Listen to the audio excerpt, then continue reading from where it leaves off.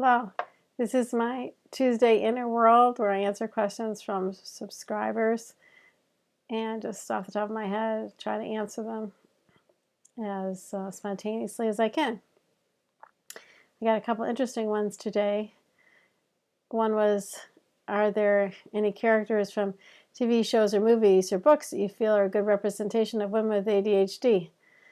Of course, I don't have a wide repertoire in mind at the moment. I know when I'm watching them a lot, I think, oh, she definitely has ADHD. This person said that Anne with an E was one where she's thinking of that. I know there was one movie that I really liked that they actually declared that she does have ADHD. It's based on a real person. It's called Julie and Julia, and it really shows. I like the way she was portrayed. She talks about having ADHD, but she got really intensely into this program that she created for herself for a year, Julie, of cooking another dish of Julia Childs each day for a year. It was with Amy Adams and Meryl Streep. And it showed, her emotional reactivity and her difficulties, but how she found this project and she completed it and all the perseverance. So I think it portrayed ADHD accurately. And then she went on to make this hit movie from her hit book about this experience. So that was great. Of course, the lyrics that came to mind were from Sound of Music for me about Maria.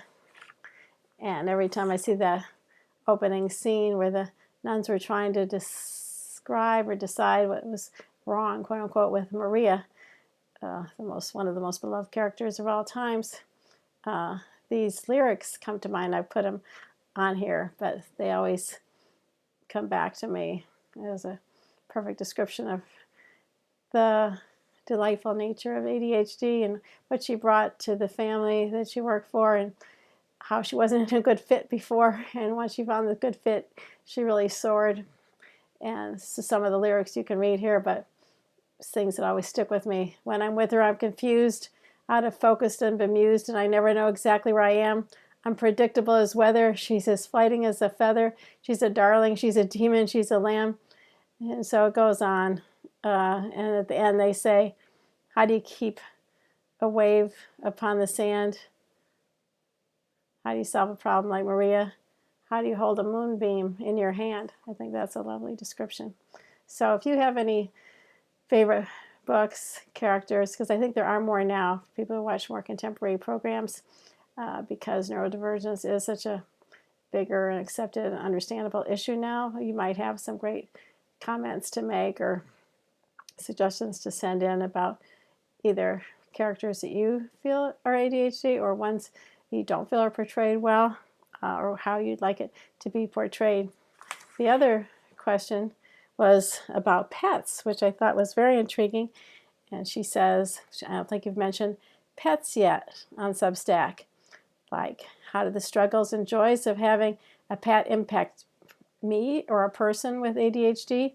What are some ways that having a pet has been helpful for me or for other people that I've worked with? This person says that feeding her cats helps me get started with my day or other chores when I struggle with executive functioning.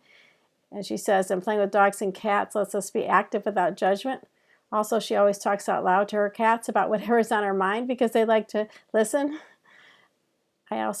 She also reminds herself that they don't really care about her disorganization or if I struggle to understand something because they only care about me being a good cat parent to them. So I think this summed it up beautifully. I mean, what I see helpful about people with pets with ADHD, it makes you get up in the morning, especially dogs, make you get up, make you get activated, make you take care of them, give you the structure that you need.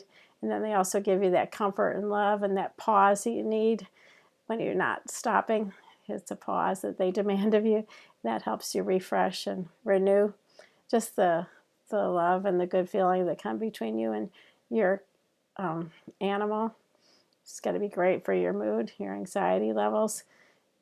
I think it's helpful to remember, if we could remember this about our real children, our real people in our families, that deep down, people care about if you're good with them, good to them, care about them, not just about your organization. I also like that she processes out loud to her cats, because people with ADHD need to process out loud a lot, and sometimes cats are the best listeners around, or animals are the best listeners around. So I think lately I'm talking a lot about cats, especially to my clients. Cats are walking around in the Zoom. People guiltily admit that they're getting more animals than they maybe should, they think, but they're feeling a need, especially like sometimes when people are grieving and they're lonely or they're isolated. And sometimes people, get a little over their head with acquiring pets, but in the end, I can only think that it's a positive. And for me personally, I've had many different animals over the years, mostly dogs and cats. And as I get older, cats are easier for me to take care of, and I've discovered the joys of cats that I never knew before, kind of mystical quality about cats, the empathic abilities I believe they have.